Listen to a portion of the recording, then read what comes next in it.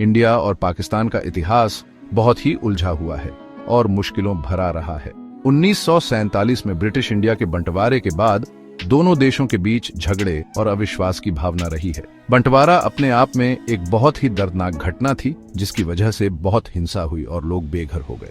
लाखों लोगों को अपना घर छोड़ना पड़ा और नई बनी सरहदों के पार जाकर पनाह लेनी पड़ी। इस साझा इतिहास ने इंडिया पाकिस्तान के रिश्तों पर गहरा असर डाला है। दोनों देशों के बीच कई युद्ध हुए हैं, खासकर कश्मीर के विवादित इलाके को लेकर। शांति के समय में भी तनाव बना रहता है। इन मुश्किलों के बावजूद उम्मीद की कुछ किरणें भी दिखाई दी हैं। दोनों देशों ने बातचीत और कूटनीति के जरिए एक दूसरे से समझौता करने की कोशिश की है, लेकिन प्रगति बहुत धीमी रही है और अक्सर थोड़े समय के लिए ही। इंडिया पाकिस्तान के रिश्तों का भविष्य अभी भी अनिश्चित है। हालांकि शांति की चाहत दोनों तरफ है, लेकिन उस रास्ते में बहुत सी रुकावटें हैं। इंडिया पाकिस्तान कॉन्फ्लिक्ट के बीच में है खूबसूरत लेकिन परेशानियों से घिरा हुआ कश्मीर। दोनों देश कश्मीर पर अपना दावा करते हैं और ये पिछले 70 सालों से टेंशन और कॉन्फ्लिक्ट का कारण बना हुआ है। कश्मीर का ये झगड़ा इंडिया पाकिस्तान के बंटवारे के समय से चला आ रहा है। जब अंग्रेज गए तो जम्मू कश्मीर की रियासत को ये चॉइस दिया गया कि वो इंडिया या पाकिस्तान में से किसी एक को ज्वाइन करे। ज्यादातर मुस्लिम आबादी वाले इस राज्य के हिंदू राजा ने इंडिया के साथ जाने का फैसला किया, जिससे दोनों नए आजाद देशों के बीच जंग छिड़ गई। 1948 में युद्ध खत्म हुआ जब यूनाइटेड नेशंस ने सीज फायर करवाया और कश्मीर को लाइन ऑफ कंट्रोल के साथ बांट दिया गया। लेकिन असली झगड़ा सुलझा नहीं। इंडिया और पाकिस्तान दोनों ही पूरे कश्मीर पर अपना दावा करते हैं। इतने सालों में कश्मीर मसले को सुलझाने की बहुत कोशिशें हुई, लेकिन कोई कामयाब नहीं रही। इस इलाके में कई जंगें और विद्रोह हुए हैं, जिनमें बहुत जानें गईं और लोग बेघर हुए। दोनों देशों के बीच शांति की चाहत तो है ही। दोनों देश जानते हैं कि लड़ाई झगड़े से कितना नुकसान होता है, चाहे वो जान माल का हो या आर्थिक विकास का। कई सालों से शांति की कोशिशें होती रही हैं, कभी कामयाब कभी नाकाम। आखिरी बार फॉर्मल पीस डायलॉग दिसंबर 2012 में हुई थी, लेकिन ये बातचीत कई वजहों से रुक गई, जैसे कि भरोसे की कमी, सीमा पार से आतंकवाद और देश के अंदर की राजनीति। मुश्किल बातों का हल निकालना बहुत मुश्किल है, खासकर कश्मीर के मामले में, जहां दोनों को कोई बात मंजूर नहीं। दोनों देशों के बीच भरोसे की कमी शांति के रास्ते में सबसे बड़ी रुकावट है। दोनों एक दूसरे पर शक करते हैं और एक दूसरे की बातों का गलत मतलब निकालते हैं। इस भरोसे की कमी की वजह से सही बातचीत के लिए जरूरी कॉन्फिडेंस और गुडविल बनाना मुश्किल हो जाता है। पाकिस्तान के अंदर ही बहुत सारी मुश्किलें हैं, जिसकी वजह से इंडिया के साथ उसके रिश्ते और भी उलझे हुए हैं। राजनीतिक अस्थिरता, बढ़ती उग्रवाद और आर्थिक तंगी ने हाल के सालों में देश को बहुत परेशान किया है। ये अंदरूनी मुश्किलें अक्सर उसकी विदेश नीति पर भी असर डालती है, जिससे पाकिस्तान के लिए अपने पड़ोसियों, जिसमें इंडिया भी शामिल है, के साथ अच्छे से बातचीत करना मुश्किल हो जाता है। पाकिस्तानी सेना का देश की राजनीति और विदेश नीति में काफी दबदबा है। इससे अक्सर सरकार और सेना के बीच तनाव पैदा होता है, जिससे इंडिया के प्रति एक सुसंगत और ठोस रवैया अपनाने में मुश्किल आती है।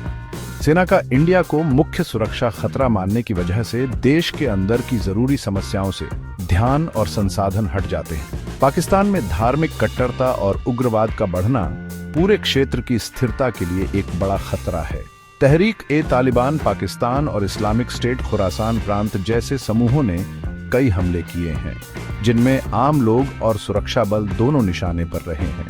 ये समूह देश के कुछ हिस्सों में बेखौफ होकर काम करते हैं, जिससे पता चलता है कि पाकिस्तानी सरकार को अपना नियंत्रण स्थापित करने में कितनी मुश्किलों का सामना करना पड़ रहा है। भाग 5, बदलाव की हवाएं, नई सरकार, पुरानी मुश्किलें। साल 2024 में भारत और पाकिस्तान दोनों देशों में बड़े राजनीतिक बदलाव देखे गए। नरेंद्र मोदी ने भारत के प्रधानमंत्री के रूप में तीसरी बार जीत हासिल की, जबकि शहबाज शरीफ एक विवादास्पद चुनाव के बाद पाकिस्तान के प्रधानमंत्री बने। नेतृत्व में इन बदलावों ने दोनों देशों के रिश्तों को नए सिरे से शुरू करने की एक उम्मीद जगाई। हालांकि दोनों देशों के बीच गहरा अविश्वास और लंबे समय से चले आ रहे विवाद किसी भी बड़ी सफलता की संभावना पर छाए रहे। मोदी और शरीफ दोनों ही घरेलू राजनीतिक दबावों का सामना कर रहे हैं, जो रिश्ते सुधारने के लिए कोई रियायत देने या बड़ा कदम उठाने की उनकी क्षमता को सीमित करते हैं। चुनौतियों के बावजूद बातचीत की दिशा में कुछ शुरुआती कदम उठाए गए हैं। गुप्त बातचीत और अनौपचारिक संपर्क जारी रहे हैं, जिससे बातचीत के रास्ते खुले रखने की इच्छा दिखाई देती है।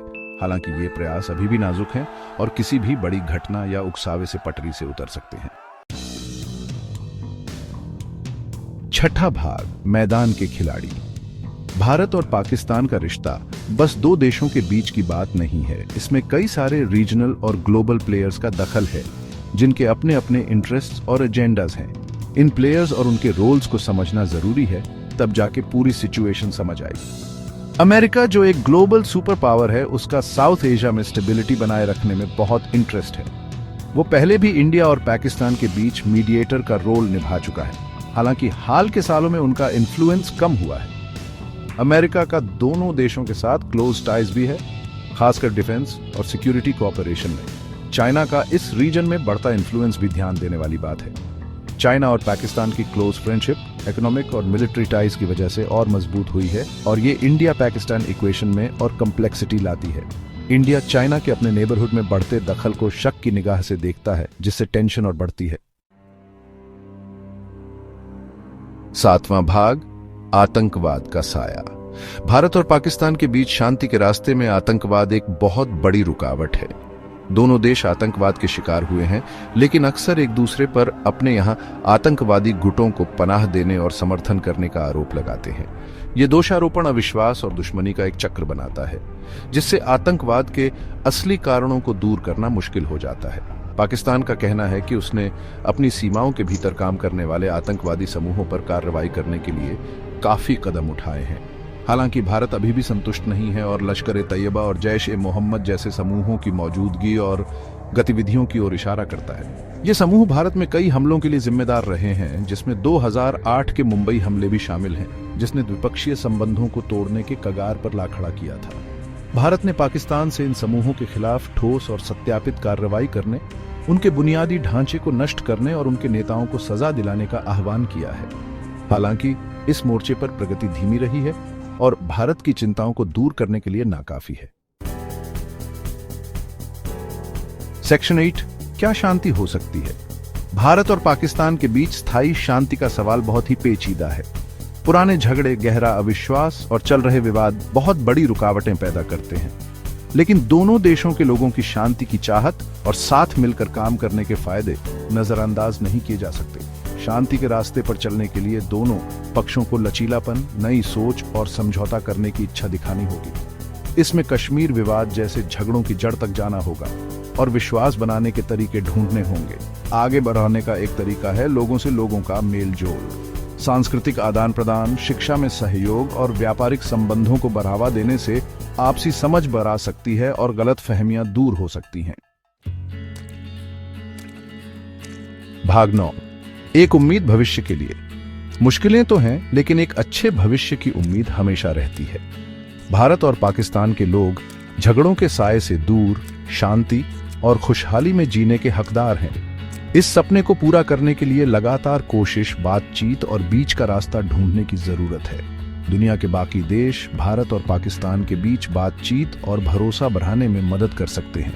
जलवायु परिवर्तन, व्यापार और क्षेत्रीय संपर्क जैसे साझा मुद्दों पर सहयोग को बढ़ावा देकर दुनिया के बाकी देश शांति के लिए एक बेहतर माहौल बनाने में मदद कर सकते हैं। आखिरकार शांति या झगड़े का रास्ता चुनना भारत और पाकिस्तान के नेताओं और लोगों पर निर्भर करता है।